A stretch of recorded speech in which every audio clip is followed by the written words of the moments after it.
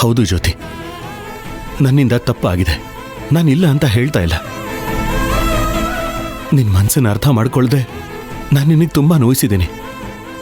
ಅದಕ್ಕೆಲ್ಲ ನಾನು ಕ್ಷಮೆ ಕೇಳ್ತಾ ಇದ್ದೀನಲ್ವಾ? ದಯವಿಟ್ಟು ನನ್ನ ಕ್ಷಮಿಸು ಜ್ಯೋತಿ.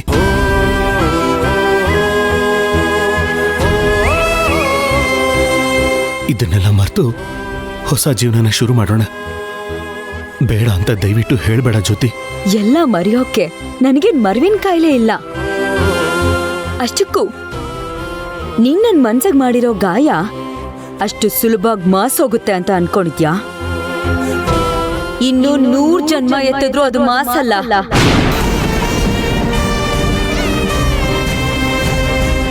ಇನ್ನು ನಾಟಕ ಎಲ್ಲ ಮಡಚಿ ನಿನ್ ಜೇಬಲ್ಲಿ ಇಟ್ಕೊಂಡು ಹೋಗ್ತಾ ಇರು.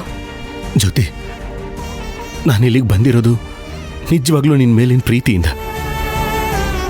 ನನಗೆ ನನ್ನ ತಂಗಿ ಎಷ್ಟು ಮುಖ್ಯನೋ ನೀನು ಅಷ್ಟೇ ಮುಖ್ಯ.